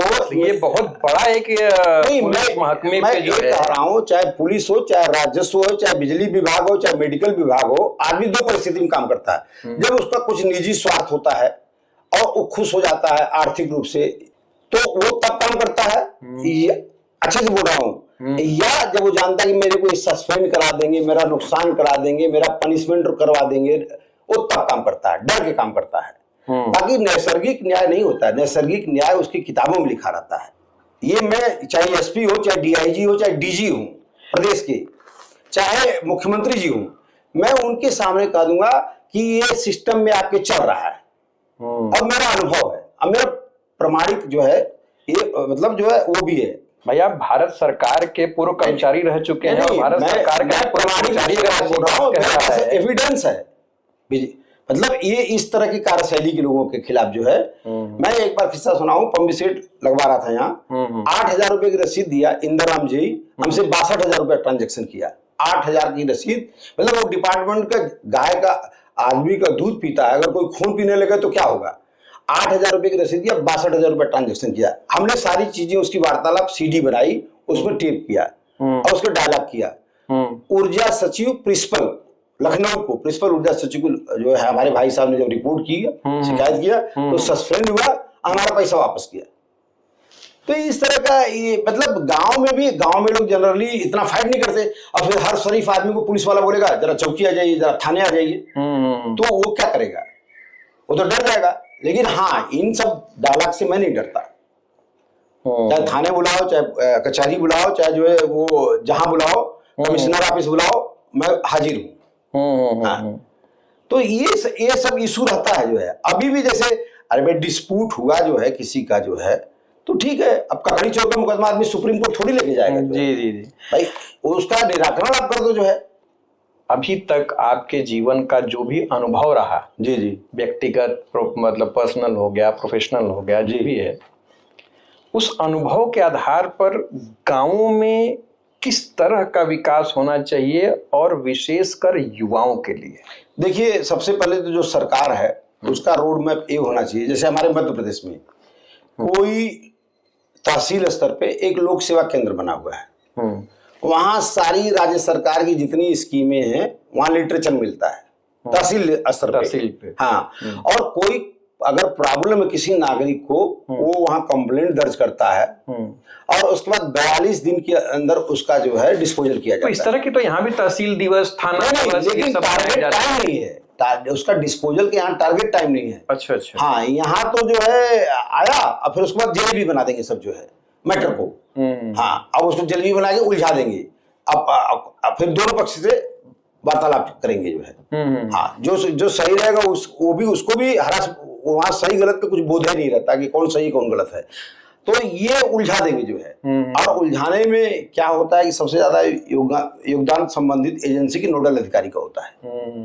भाई तुम किसी शिकायत को रिलीज करने के लिए बैठे हो कि समस्या को बढ़ाने के लिए बैठे हो? आप ये बताइए कि क्या आपके अनुभव के आधार पे किस तरह का विकास और स्पेशली जो है युवाओं के लिए क्या होना चाहिए? देखिए, वर्तमान में जो सरकारें हैं ना, चाहे जिस पार्टी की सरकार हो, और विशेष तौर से वर्तमान सरकार सेंट्रल की और स्टेट की, इसके पास युवाओं के लिए कोई डिजाइन नहीं है। सारी नौकरी बंद। और हम कहते हैं कि जब नौकरी आदमी को आप दे रहे हो तो आउटसोर्सिंग के माध्यम से क्यों? यदि आपके पास वैकेंसी है तो आप उसको परमानेंट करिए ना। आप आउटसोर्सिंग से क्यों, संविदा से क्यों? आप संविदा का मतलब जानते हैं ना कि ठेका हो गया। आप ठेका तुमका 10 साल थोड़ी चलाओगे। भाई उसका निदान करिए ना, जो ठेका आपने, हमारे अधिकारों का शोषण नहीं हो रहा है। हाँ बिल्कुल। किसी मंत्री को, किसी कलेक्टर को, किसी कमिश्नर को ठेके पे रख लीजिए ना, पढ़े लिखे तो बहुत लोग हैं जो है। तो उनसे चलाइए देश जरा जो है। लेकिन एक निरीह नागरिक को ठेके पे क्यों? निरीह डॉक्टर, निरीह प्रोफेसर, निरीह जो है कर्मचारी, तो उनको ठेके पे क्यों, आउटसोर्सिंग पे क्यों? हाँ, ठेके पे लेना है तो आईएएस पीसीएस को भी ठेके पे ले लीजिए। हाँ। तो मैं ये सब क्या है ना कि एक बहुत शातिर दिमाग से ढेर सारे देखिए ना, अभी ये पेपर लीक तो जैसे इतना हो रहा है, तो होगा। इसके बाद अभी देखिए मुख्य सेविका का जो है 2 साल हो गया, आज तक ये लोग रिजल्ट नहीं निकाल पा रहे हैं। देखिए हलताब जी, अगर आप बिल्ली से कह दोगे कि तुम दूध की रखवाली करो, तो बिल्ली दूध की रखवाली करेगी क्या?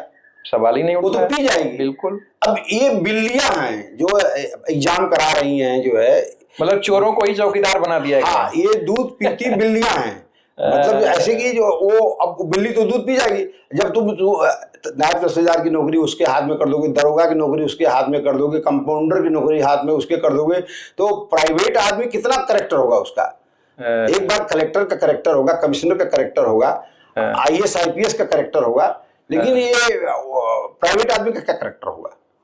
तो वो तो अपना देखेगा ना कि अपना हमारा उल्लू कैसे सीधा होगा जो, तो ये नहीं रुकेगा।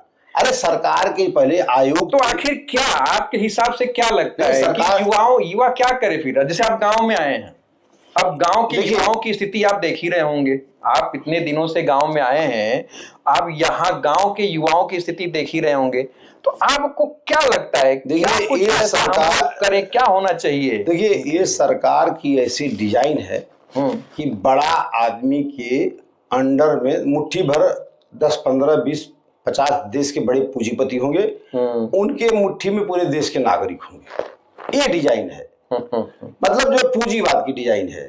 अब वो जमाना गया कि समाजवाद और जो साम्यवाद और जो ये सब चीजें अब नहीं चलेगी। अब ये जो सरकार वर्तमान सरकार है ना, उसको खर्चा कम करना पड़े, आमदनी ज्यादा आए उसके पास, उसका ये नजरिया। हाँ, लेकिन मंत्री, मिनिस्टर, MP, MLA, जनप्रतिनिधि, इनके ठाट राजा की तरह है। वो तो राजा हैं। नहीं, मैं ये कह रहा हूँ राजयोग है, राजा नहीं है वो। लोकतंत्र में तो कहते हैं हम जनता के सेवक हैं। अरे वो क्या सेवक हैं, वो तो राजयोग है उनका। सिंपल सी बात है, यदि हमारा मजदूर जो है हमसे ज्यादा टीप टाप रहेगा और ज्यादा गाड़ी से आएगा मेरे घर में काम करने, तो आप उसको लात मार के भगा दोगे कि भगो यार तुम क्या काम करोगे अगर गाड़ी चढ़ गया। इसी तरह से ये जो जन सेवक हैं जनता के, यदि फॉर्च्यूनर से चल रहे हैं, महंगे बंगले में रह रहे हैं, चुनाव में कहते कि हम आपकी सेवा करेंगे, तो चुनते तो हम ही आप हैं। नहीं, उनका भी नैतिक कर्तव्य है ना। हमने तो चुन दिया, ठीक है, हमने विश्वास किया। हम चुनी क्यों रहे हैं? हम नोटा क्यों नहीं दबा दे रहे हैं? हाँ, प्रॉब्लम हमारे साथ भी तो है। ये सबसे मजेदार आपने कहा कि नागरिकों को आप ये अधी पौआ बोटी में जो है नहीं बिकना चाहिए ईमान को। इसको कायदे से अगर हमारा कैंडिडेट, एक बार शिवराज सिंह ने बोला मध्य प्रदेश में जी, शिवराज सिंह का जो ये मुख्यमंत्री थे पहले, अभी केंद्र में कृषि मंत्री हैं, जी, जी, जी। उन्होंने बोला कि हमको सवर्णों का वोट नहीं चाहिए जी। सवर्णों ने बस नोटा लगाया। अच्छा। हाँ, अच्छा। उसी समय तो इन्होंने माधव सिंधिया को फोड़ा जब इनकी तो शिवराज जी ने बोला जो है मध्य प्रदेश में कि हमको सवर्णों का वोट नहीं चाहिए। अच्छा। और सवर्णों ने सिर्फ नोटा लगाया। अच्छा। और उसके बाद उनकी सरकार जो है खतरे में आ गई। खतरे में आ गई। अब फिर जो है इन्होंने माधवराव ज्योतिरादित्य सिंधिया को पटा उठा के जो है विधायक तोड़ लिए कांग्रेस के। अच्छा अच्छा। ज्योतिरादित्य जी खुद टूट गए, भाजपा में आ गए। फिर नया इलेक्शन हुआ। फिर नया इलेक्शन के बाद फिर तो आप जानते हो जहाँ सत्ता और पैसा रहेगा वहां सरकार उसकी बनेगी जो है। अच्छा, कांग्रेस में भी लोग माशाअल्लाह हैं।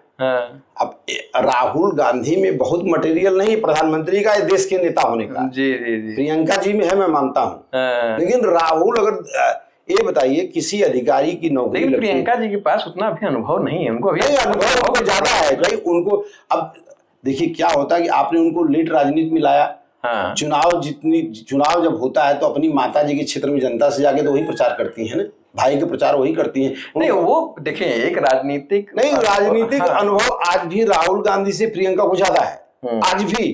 अब आप जो है मान लीजिए घोड़ा है, आपके पास गधा है।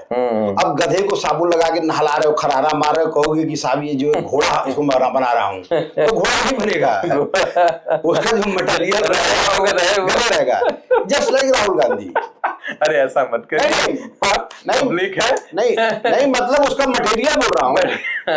घोड़े गधे के जो मटेरियल में फर्क है वो बता रहा हूँ मैं उसको नहीं कह रहा हूँ राहुल गांधी की गधा। ऐसा मैसेज नहीं जा रहा है कि राहुल गांधी को क्या बोला जा रहा है, ऐसा कुछ नहीं है। हमसे ज्यादा जो है लोग राजनीति में क्या क्या बोलते हैं आप सुनते हैं। बात तो सही है, समझिए कि नहीं। हम नागरिक हैं, हम वोटर हैं, हमारे पास मतदान कार्ड है, हम भी कमेंट्स करेंगे ना। बिल्कुल करेंगे, क्यों नहीं करेंगे। तो हमको उसकी परवाह नहीं कि वो क्या करेंगे जो है। लेकिन जो सत्य है वो यही है कि सत्य सब लोग कतराते हैं बोलने से, ये तो है। और जो दिक्कतें भी तो यही है ना कि हम ही चुनते हैं और हम ही गाली भी देते हैं। देखिए नकली सोना जो है असली सोना से ज्यादा आकर्षक होता है जी। ये तो यदि आप 24 कैरेट के सोने का आभूषण बनवाएंगे ना, वो नहीं चल पाएगा जब तक उसमें टांकी नहीं मारेंगे 1-2 कैरेट, तब मजबूती नहीं आएगी। तो उसने जो है सोने का जब मृग बना वो जो है, तो सीता जी को कहेंगे देखिए कितना अच्छा मृग, वो तो छल का मृग था, 2 रुपया था। तो वो जो है राम जी दौड़ गए उसके पीछे, इधर खेल हो गया। इसी तरह से जनता है, जब भगवान राम चले गए तो जनता भी चली जाती है हर 5 साल बाद जो है, समझ गए कि नहीं? ये लोकतंत्र के, तो ये चलता रहेगा भाई। हरशंकर परसाई की एक कहानी है, लोकतंत्र का भेड़िया। वो एकदम सटीक मतलब 100% समाज में वो लागू होती है वो कहानी। वो तो बहुत बड़े विद्वान थे, मध्य प्रदेश के थे, झाबुआ के। तो जो है ये यही चल रहा है। अब दुर्भाग्य देखिए गाजीपुर जिले का, कि जब सिटिंग गवर्नमेंट का एक भी जनप्रतिनिधि नहीं रहेगा तो अधिकारी क्या सुनेंगे? अधिकारियों की तो बल्ले बल्ले है। एक ठो ले दे के संगठन का आदमी कौन बनता है? भाजपा के जिला अध्यक्ष। अब भाजपा के जिला अध्यक्ष को बात समझ में आ रही है कि नहीं, कि हमारी छवि को सरकार के अधिकारी धूमिल कर रहे हैं कि उसको बना रहे हैं? सही है। और वो जो है पूरे गाजीपुर जिले के डीएम से कभी पूछ भी नहीं सकते कि इस अधिकारी के कृत्य से ये जो है हमारी सरकार की छवि गिर रही है। इतना दम हो, इतना मटेरियल हो, तब तो बात बने कुछ। अब बाकी तो जनप्रतिनिधि तो सब अपोजिशन साइकिल पार्टी के हैं, हाथी पार्टी के हैं। तो ये दुर्भाग्य है ना कि यहाँ और अधिकारियों की बल्ले बल्ले है कि भाई ये तो इनकी कौन सुनेगा, कहाँ सिफारिश सुनी जाएगी। इसलिए वो नैसर्गिक न्याय नहीं करते, उनको जो समझ में आता है वो करते हैं। मतलब जो निज सम्मत होते हैं वो काम करते हैं, विधि सम्मत काम नहीं करते।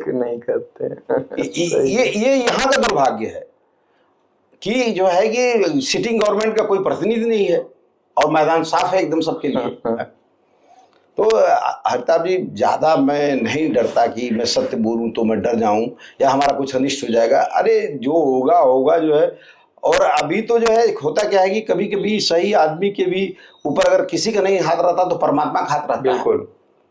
हम जो बोलते हैं, इतनी नौकरी किया तो मेरा स्वभाव वहां भी ऐसे था। ऐसा नहीं कि मैं बड़ा नॉर्मल नौकरी किया जो है कि गए और आ गए, 8-10 मुकदमा वहां भी लड़ता था जो है। अच्छा, एक चीज ये बताइए, माता के दरबार में जी, मैहर माता के दरबार में जी, आपका सबसे यादगार दर्शन कब था और कैसा था? देखिए साहब, आपने अच्छा प्रश्न किया। एक बार मैं रेलवे में आरक्षण सुपरवाइजर था, नवदुर्गों का दिन था। एक हाजीपुर के गुप्ता जी जीएम थे, वहां से ट्रांसफर जबलपुर आए। तो मैहर स्टेशन पे थोड़ा सा मेरा, जैसे आज भी हमको बोलेंगे तो मैं एसडीएम से बात कर लूंगा, एडीजी से बात कर लूंगा, जिस तरह अभी बात करूंगा, अब प्रॉपर रिस्पांस मिलेगा। तो दर्शन, अब जब अधिकारी चलता था पहले तो जो है सैलून से चलता था और जीएम डीआरएम की स्पेशल ट्रेन रहती थी। जी जी। तो स्पेशल ट्रेन से उसका दर्शन करने का प्रोग्राम बना नवदुर्गों में। अब नवदुर्गों में ये हालत रहती है कि आम आदमी, मैहर की जो माँ देवी का मंदिर है वो शंकु पर्वत पे है, वैसे पहाड़ी पे है, वो चैलेंजिंग रास्ता है उसका, बहुत स्मूथली दर्शन नहीं होता। और ढेर सारे, अभी कोरोना पीरियड में सबसे ज्यादा भारत में दर्शनार्थी मैहर माँ शारदा देवी की मंदिर में आए थे। आंकड़ा था ये एमपी टूरिज्म का, ये आंकड़ा था। तो जो है जब वो जीएम साहब को प्रोग्राम लगा तो हमारे स्टेशन मास्टर, हमारे जो साथी लोग थे, उनका हाथ पांव फूल गया।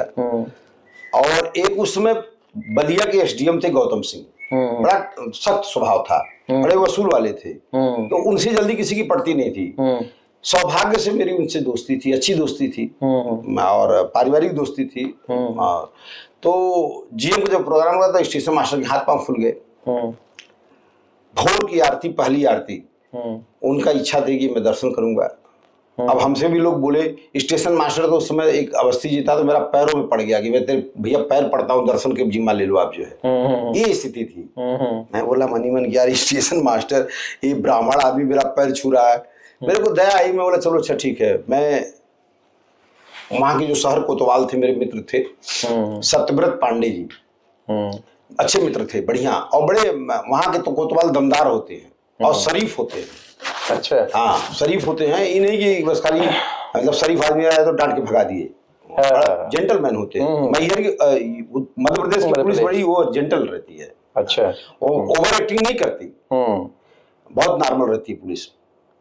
तो सर कोतवाल से बोला तो उन्होंने बोला तुम चिंता नहीं करो, और मैं अपनी गाड़ी पायलट में लगा दूंगा, पीछे मेरे लगा देना सब गाड़ी।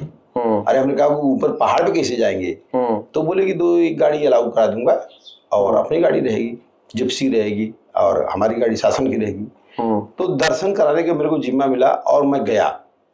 मैं जीवन में एक ही बार उस जीएम के माध्यम से दर्शन कराने का हमको मौका मिला, करने को भी कराने का भी, भोर की आरती। तो जब जैसे ही पुजारी जी आए, जब पट खोले, मैं आगे ही था, मेरे बाजू में जीएम थे, उनकी पत्नी थी और सारा स्टाफ था, ब्रांच अफसर थे, कमर्शियल के, ऑपरेटिंग के, इंजीनियरिंग के, पर्सनल के। तो जब पट पहला खुला तो हरिताभ जी बहुत अच्छी सुगंध आई। हाँ, जब सुगंध आई तो दिमाग में लगा कि धरती पे कुछ नहीं इससे अच्छा, ये पल से अच्छा मेरे लिए जीवन में धरती पे कुछ नहीं, इस जन्म में कुछ नहीं है। तो फिर उसके बाद दर्शन हुआ, तो जीएम ने जब थैंक यू बोला दर्शन करने के बाद, टीआई साहब भी थे, सर कोतवाल भी थे मेरे साथ। सर कोतवाल को वहाँ टाउन इंस्पेक्टर बोला जाता है, यहाँ जी सीओ को जो बोलते हैं। तो वो जो है बोले सर ये डीएन सिंह को धन्यवाद दे दीजिए। तो मैं गया, नमस्ते किए, तो अच्छा क्या हो आप? हमने कहा कि मैं रेलवे में हूँ, आरक्षण सुपरवाइजर हूँ। श्रीमान जी अच्छा बहुत बहुत थैंक यू, आपका अच्छा रिलेशन है एडमिनिस्ट्रेशन से। तो वो पल जो जब मैं दर्शन करा रहा था महाप्रबंधक को, तो ऐसा लगा कि धरती पे इससे मतलब जो है मतलब सुख कुछ है नहीं।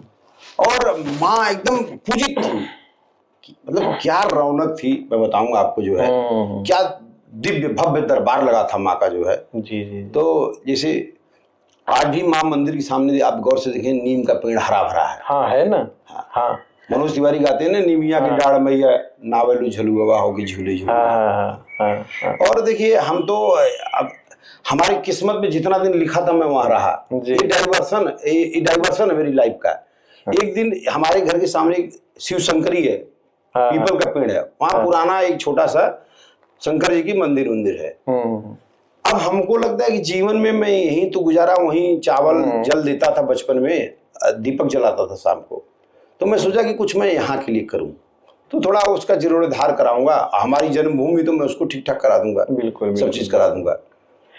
अच्छा ये बताइए जी, आज की भागदौड़ भरी दुनिया में जी आस्था, जी सेवा, जी और सादगी का क्या महत्व है, और खासकर युवा वर्ग में? देखिए जो मोबाइल आया, जो डिजिटल प्रचार प्रसार हुआ ना, उसमें तो जो समझदार आदमी तो बचा है आज भी। सादगी से अच्छा कोई आभूषण नहीं होता जी।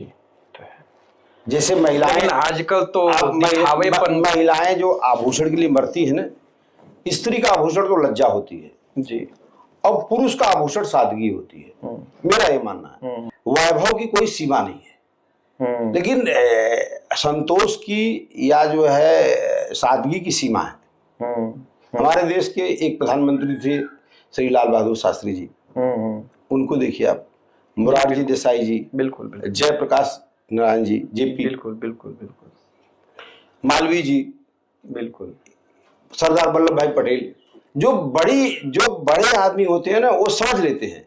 संतुष्ट दो तरह से आदमी होता है, या तो सारे संसाधनों को उपभोग करके, या तो दूसरा होता है कि देख लिया कि अरे इनका जीवन ऐसे ही है, थोड़ा 2-4 घंटा वहां रहा, लान में उनके पास बैठा तो सुखद एहसास हुआ, तो खर्चा तो उसका करोड़ों रुपया लगा है, वो बल्कि उसको सुखद एहसास नहीं होता अपने लान में बैठ के, जिसको अनाड़ी आदमी को या मुसाफिर को अगर 10 मिनट मौका मिला रहने का। वहां हम एक आश्रम में जाते हैं नर्मदा जी के किनारे, तो कम से कम कई करोड़ों का आश्रम है, लेकिन जो सुख हमको मिलता शायद स्वामी जी को न मिलता हो वहां। सुकून तो हम बिना करोड़ों रुपया खर्च किए सुकून पा गए, स्वामी जी भी पा गए होंगे करोड़ों रुपया खर्च करके सुकून, लेकिन हम तो फ्री में पाए ना। आप फ्री में पाए, तो वही एहसास है जीवन का। अब कोई चीज बहुत परमानेंट नहीं रहती, उसकी हर चीज की सीमा होती है। एक बार मैं शहडोल में एक राष्ट्रीय कवि सम्मेलन सुन रहा था, एक सोम ठाकुर प्रोफेसर थे, बोले कि ईश्वर जो चीज देता है धीरे धीरे वापस ले लेता है, जैसे बचपना ले लेता है, जवानी ले लेता है, आंख ले लेता है, बाल ले लेता है, नौकरी से रिटायरमेंट हो जाता है तो हाथ ले लेता है, दांत मुंह ले लेता है, पका बाल आ जाता है। जो चीज कुदरत देती है ना वो वापस ले लेती है, फिर ज्यादा कुछ वो गुमान नहीं करना चाहिए, सब चीजें परिवर्तित है। बिल्कुल, तो हम इतना समझ गए कि देखिए सोने के लिए बिस्तर चाहिए, भोजन साफ सुथरा चाहिए 2 टाइम जी, और जो है अपना जो है रहने होने के लिए थोड़ा सा ठीक ठाक हो। बिल्कुल बिल्कुल। अब जो है ये जो है तन पे ढकने के लिए साफ सुथरा कपड़ा हो, बिल्कुल बस साफ सुथरा। अच्छा ये बताइए, आज की तारीख में जी अगर आपको देश भर के रेलवे कर्मचारियों को, जी, पूरे भारतवर्ष के जितने रेलवे कर्मचारी, जी जी जी जी, अगर आपको कोई उन्हें संदेश देना हो जी जी जी, तो क्या देना चाहेंगे? कि जो ये न्यू पेंशन सरकार दे रही है, सामूहिक रूप से इसका बहिष्कार किया जाए। जो पुरानी पेंशन है, ओल्ड पेंशन जो बंद करके रखी है सरकार, उसके लिए सबको मांग करनी चाहिए। क्योंकि जो न्यू पेंशन में पैसा दे देते हैं पूंजीपतियों को, वो शेयर में लगाते हैं। जब कर्मचारी रिटायर होता तो कहते हैं शेयर का भाव तो इतने मिला पैसा। अच्छा ऐसा है? हाँ, ये ऐसा है। अब पहले क्या होता था कि हमारा पैसा सरकार के पास रहता था, सरकार की रिस्पॉन्सिबिलिटी रहती थी कि इतना पैसा हुआ आपका, सर्विस में रिटायर हुए, इतना जितना आपका वेतन दर था उसका हाफ करके पेंशन मिलेगी, सीधा फंडा था। जैसे मैं 1 लाख पाता हूं तो 50,000 हमको पेंशन मिलेगी रिटायरमेंट के दिन। अगर रिटायरमेंट 1 लाख हमारा बनता है तो वेतन दर है तो उसका 50% पैसे मिले पेंशन। हाँ, सरकार सारे हकों को धीरे धीरे मार रही है आम नागरिकों के। अरे भाई, आपके पास पैसे की कमी है तो आप अपना खर्चा क्यों नहीं कम कर लेते? आप अपनी पोर्टफोलियो देखिए ना, कितना राष्ट्रपति भवन में कितने कर्मचारी हैं? 1500 तो सिक्योरिटी वाले हैं, बस 1500। एक जब आप आजादी के बाद भारत देश के राष्ट्रपति हैं, इतना बड़ा अमला है कि आप जब गरीब देश की जनता ऐसी है जिसके तन पे कपड़ा नहीं है, फिर एक आदमी किस अनुपात में खर्चा हो रहा है। इसी तरह से अगर ये सारे खर्चे रुक जाए, ये राष्ट्रपति प्रधानमंत्री के जो वो हैं और जो है पोर्टफोलियो के जो मंत्रिमंडल के लोग हैं ना, तो देश फिर सोने की चिड़िया हो जाएगा। मुट्ठी भर लोग तो जम के संसाधनों का जो है भरपूर मतलब दोहन कर रहे हैं और ओवर दोहन कर रहे हैं, और बाकी मैदान तो एकदम साफ है। मतलब एक गमछा अगर लुंगी फट जाती है तो बीच से फाड़ के फिर उसको जो है दूसरे गमछे पहनते हैं। जी जी, ये तो है, ये मैंने देखा है गांव में स्थिति। तो अब हम नौकरी करते हैं, हमको पेंशन मिल रही है। तो आपका संदेश क्या है? मेरा ये है कि जो ओल्ड पेंशन है रेलवे कर्मचारी, उसकी मांग पर डटे रहे। अच्छा, बस आपके माध्यम से ये, चूंकि अगर ओल्ड पेंशन नहीं मिलेगी तो आप एक बार उधर देख के बोल दीजिए। तो ओल्ड पेंशन यदि नहीं मिलेगी तो नए कर्मचारियों का रिटायरमेंट के बाद जीना बड़ा मुश्किल रहेगा, बहुत मुश्किल रहेगा, जीवन यापन करना बहुत मुश्किल रहेगा। और सरकार जैसे आप अपनी सुख सुविधाओं को समझ रहे हैं, वैसे आम नागरिक के बारे में भी सोचिए ना। कोई भी नागरिक हो उसके बारे में भी सोचिए। लेकिन ये काम नहीं है शासन जो है पहले जैसा नहीं रहा। जो है अब जो है कि हमको कितना फायदा होना चाहिए, किस चीज में फायदा होना चाहिए। मैंने एक आपको बताऊं, एग्जांपल दे रहा हूं। हबीबगंज रेलवे स्टेशन भारत का जो है लीज पे दिया गया है बंसल ग्रुप को। अच्छा, जब रात में 1 नंबर प्लेटफार्म पे गाड़ी नहीं रहती ना, उसकी बत्ती बुझा दी जाती है। अरे, उस प्लेटफार्म पर अंधेरा रहता है। क्या यही देश है, यही भारत है? अगर कोई जो स्टेशन नहीं कमर्शियल है, लीज पे नहीं दिया गया, आप दोनों प्लेटफार्म पे बराबर बत्ती चलती है, बराबर पंखा चलता है। हाँ, अरे बाई द वे, उस तरफ कोई गया जो है तो अंधेरे में जाएगा, बिना पंखे के चलेगा प्लेटफार्म पे। ये सब चीजें बहुत तेजी से जो है वो हो रही है कमर्शलाइज, और उसका असर दिख रहा है अब जो है। जैसे इंजीनियरिंग में अगर ठेकेदार का ट्रैक में रहेगा, पटरी पे काम करेगा, तो जैसे सूर्यास्त होगा वो चल देगा, चाहे उसको कुछ भी दीजिए वो नहीं रुकेगा। सही है। लेकिन रेलवे वाला रहेगा तो 12 बजे रात तक रहेगा वो। हाँ, वो तो रहना पड़ेगा इमरजेंसी में। जी जी जी। ये जो सोच रहे हैं कि हम प्राइवेट करके पैसा बचा लेंगे, लेकिन आप पैसा तो बचा लेंगे, बहुत अच्छी बात है, लेकिन ये बताइए कि जब सबके पास पैसा रहेगा, 13 लाख कर्मचारी रेलवे में थे, तो 13 लाख लोग अपने थोड़ी कमा के खाते थे, उनके बाल बच्चे खाते थे, उनके नाल सीधा खाते थे, वही पैसा मार्केट में जाता था। बिल्कुल। अब 13 लाख की जगह जो है आप कर्मचारी हटा के 4 ठो पूंजीपति ठेकेदार रख दिए, तो पैसा तो 4 आदमी की जेब में गया ना देश का बस। फिर वही ठेके वाले लोग आएंगे और फिर वो शोषण आम नागरिक के बाकी मैदान तो साफ है, उनका कौन भाई बाप है, वो कहाँ जाएंगे? सही है। देखिए, सबसे बड़ी जो समस्या सबसे बड़ा है ना, हमारी कोई फरियाद नहीं सुनेगा। भाई वकील कहाँ से खड़ा करेगा जब उसकी जेब में पैसा नहीं रहेगा? कहाँ से वो जो है वो वकील साहब को पैसा देगा? और जो विधियक सेवा वाले जो वकील रहते हैं ना, उनसे खुद स्टॉप एप्लीकेशन नहीं बनती। जो सरकार हमको प्रोवाइड करती है उनसे जो एप्लीकेशन नहीं बनती, आवेदन नहीं बनता। ये माशाअल्लाह काम है। तो मतलब जो है कि ये सरकार धीरे धीरे देश का जो इस सरकार का टेम्परामेंट है ना, दास प्रथा की तरफ है। दास प्रथा, जैसे रोम में मैं कहानियों में पढ़ता था कि पहले दास प्रथा बहुत ज्यादा नाराजगी दिख रही है आपकी सरकार के खिलाफ। नहीं, सरकार के खिलाफ नहीं, जो सिस्टम है, जो सिस्टम सरकार बना रही, अभी आगे चल के असर आएगा ना। अभी देखिए सारे कर्मचारी 2026 में रिटायर हो जाएंगे, सारे कर्मचारी। फिर ये ठेका सिस्टम चालू हुआ। अभी तो देखिए नजारा देखिए ना क्या होगा भविष्य में। जैसे रेल मंत्री, मैं ज्यादा नहीं बोलता जी, रेल मंत्री सामने मेरा डिबेट करा दीजिए आप। फिर देखता हूं कितने अर्थशास्त्री हैं, कितने 17-10 डिब्बे की गाड़ी से रेल का ट्रैफिक क्लियर होगा, वंदे भारत से 12 डिब्बे की गाड़ी से आप जो अच्छा, एक चीज आजकल ये भी देख रहे हैं कि ट्रेनों में जनरल या स्लीपर की बोगियां घट रही हैं और एसी की बोगियां बढ़ती चली जा रही हैं। बहुत अच्छा प्रश्न किया आपने। जैसे आबादी किसकी ज्यादा है भाई? आम जनता की, स्लीपर और जनरल की है, और आम जनता की। लेकिन समझदारी यहाँ कहाँ चल रही है? खास लोगों के लिए। अब आप एक गाड़ी 23 बोगी का रैक होता है। हाँ, 23 बोगी का रैक होता है। एक गाड़ी में आपने 8 ठो एसी लगा दिया, 23 में से 10 ठो एसी। अरे 8 कहाँ कह रहे हैं डीएन सिंह साहब? मैं एक दिन बता रहा हूँ आपसे, सारनाथ रेलवे स्टेशन पे मैं खड़ा था और संयोग से उसी समय सारनाथ एक्सप्रेस जो दुर्ग से छपरा तक जाती है वो आई स्टेशन पे। और मतलब एसी की बोगियां मुझे याद ही नहीं है कि मैं गिन ही नहीं पाया कि एसी की कितनी बोगियां हैं, और स्लीपर और जनरल जी मिला के गिनती से मैंने गिन लिया। हमने कहा नहीं, मतलब सारी जनता एसी वाली जा रही है। कितना अच्छा क्वेश्चन किया। और जो जनरल की बोगी एकदम ठसा ठस भरी हुई है, आप तो घुस नहीं सकते, भला आदमी तो घुस नहीं सकता। एक सांसद ने कहा था कि आपने एसी डिब्बा बढ़ाते जा रहे हो, स्लीपर डिब्बा, जनरल डिब्बा कम कर रहे हो, भेड़ बकरियों की तरह उसमें आदमी को घुसा के जान मार रहे हो। जो है मेरे कहने का मतलब कि एक दिन रेल मंत्री जी जरा ऐसी गाड़ी में एक दिन मेरे साथ चले ना, देखने मजा आ जाएगा उनको। जो है वो तो सैलून में चलेंगे। हम कहते कि जन सेवक है ना, वो कहते तो है कि मैं जनता का नेता हूँ, जनता के लिए काम कर रहा हूँ, जनता का जरा दुख दर्द का अनुभूति तो ले लीजिए। अरे भाई, तो एक चीज ये बताइए, जब आपका जीएम सैलून से चलेगा तो मंत्री नहीं चलेगा? नहीं, जीएम का सैलून छीन गया, अब नहीं है। अच्छा, अब नहीं है? हाँ, जीएम का सैलून खत्म कर दिया। अब वो ट्रेन में जाए। अब एक आपको इंटरेस्टिंग बात बताऊं कि रेल का अधिकारी अब ट्रेन से नहीं चलता। अच्छा।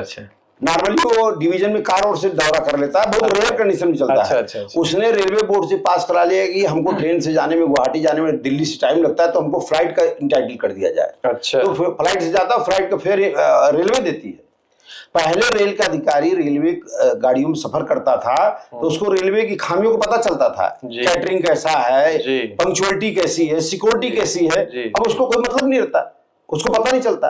तो अब वो रेलवे बोर्ड में बैठ के जो है कांच के घर में अपना जो है डिजाइन बना रहा था। अधिकारी हैं रेल के और विजिट पे जा रहे हैं हवाई जहाज से। हाँ, पता ही नहीं कि रेल ये बड़ा मतलब जो है ना कि मतलब शॉर्टकट डिजाइन है, शॉर्टकट डिजाइन है। जितना बड़ा रेल ऑर्गेनाइजेशन है ना, अब देखिए रोड ट्रांसपोर्ट को कितना बढ़ावा दिया जा रहा है। हाँ बिल्कुल। आप अगर भाई जो इस सरकार में एक सबसे बड़ी खासियत देखिएगा, जो सेटअप बना है ना उसको तुरंत बंद करके दूसरी दुकान खोल लो।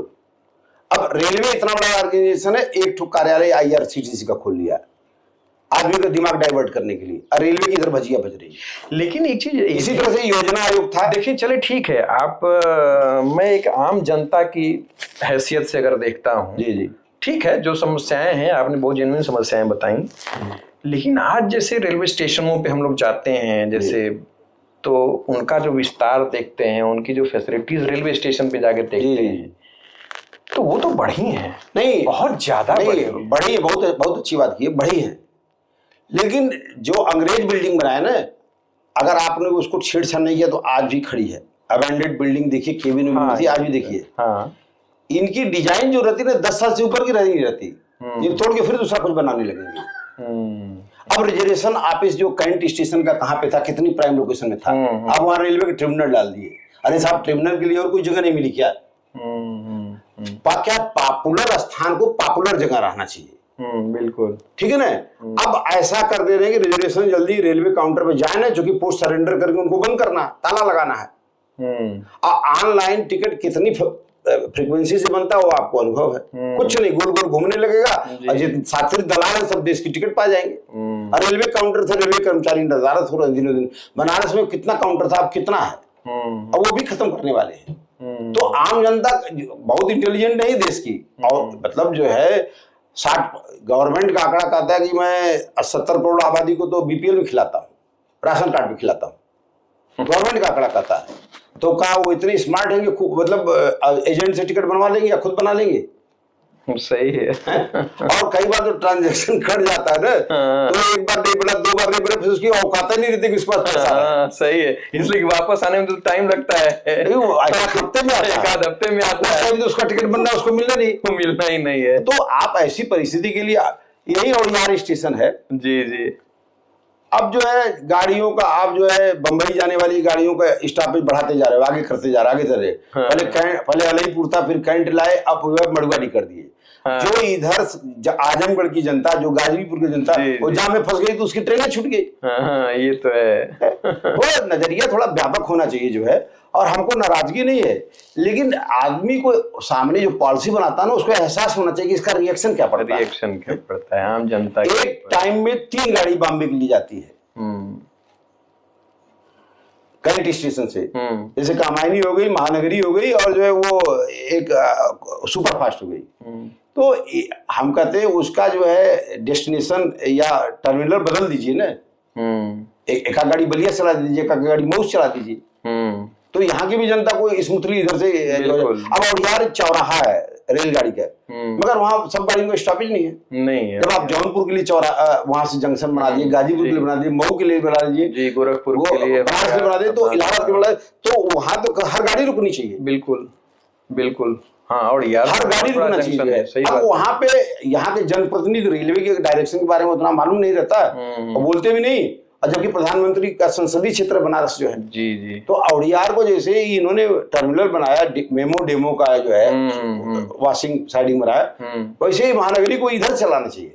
जी बिल्कुल, ताकि आजमगढ़ का या गाजीपुर की जो जनता है उसको अप्रोच कर ले, गोरखपुर की जनता अप्रोच कर ले। बिल्कुल बिल्कुल। अब मड़ुआडी जाने में पता होगा ट्रेनें छूट जाती। हाँ, ये तो है, ये तो है। तो मतलब ये डीआरएम और डीएम को सोचना चाहिए कि पॉलिसी बना रहे हैं तो हम जो है व्यवहारिक है कि नहीं है।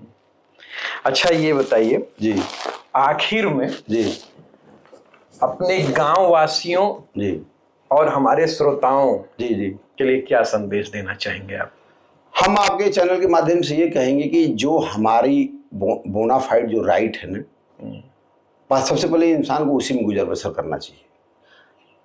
जो उसका जो मौलिक जो अधिकार जो उसको मिला है, भाई आप किसी को ऐसा मत व्यवहार करिए कि जो सामने वाले को पीड़ा हो। मेरा ये रहता है। और जो यहाँ मिशनरी, गवर्नमेंट मिशनरी है, वो ईमानदारी से अपने जो है फंक्शन को करे। जैसे आप यहाँ वेटनरी डॉक्टर हैं, अब एक डॉक्टर है तो पता लगा, उनको पता नहीं चलेगा, वो कहेंगे वहाँ है, वहाँ कहेंगे यहाँ है, यहाँ कहेंगे वहाँ है। तो जो सर्विस है, जो गवर्नमेंट की सर्विस जो प्रोवाइड है जनता के लिए, वो जो है ईमानदारी से फंक्शन करे। जैसे रेलवे में टिकट बाबू खिड़की छोड़ के नहीं भाग जाएगा कि यहाँ चले गए ऊंचारा टिकट बेचने या कटनी चले गए बेचने, वही बेचेंगे। एक आदमी से प्रॉपर एक काम कराया जाए, अच्छे से कराया जाए उसको, तब तो काम होगा। अगर एक आदमी को भी कह देंगे आप भैया पंडित जी का भी काम कर लो, बैंड बजाने वाले का भी काम कर लो, और समधी का भी काम कर लो, तब तो खिंच जाएंगे वो। एक आदमी से एक काम कराइए, जो है कायदे से करेगा जो है। बस मेरा ये संदेश है कि भाई आप अपने अपने रास्ते रहिए, और छोटी मोटी चीजों को जरा नजरअंदाज करके रहना चाहिए आदमी को जो है। इतने वर्षों बाद जी आपसे मुलाकात भी हमारी हुई, और इतने वर्षों बाद आप अपने गांव पे आए, जी, और इतना लंबा समय निकाला आपने। जी, तो बहुत बहुत धन्यवाद आपका। Thank you. और हम प्रयास करेंगे कि हम लोग फिर कभी बैठेंगे। जी, फिर कभी होगा। जब आप हमको आदेश करेंगे तब हम हाजिर रहेंगे, आपके व्यक्तिगत जीवन में भी, और जो है ये जो आपका जो प्रोफेशन है उस जीवन में भी मैं बराबर आपके साथ रहूँगा।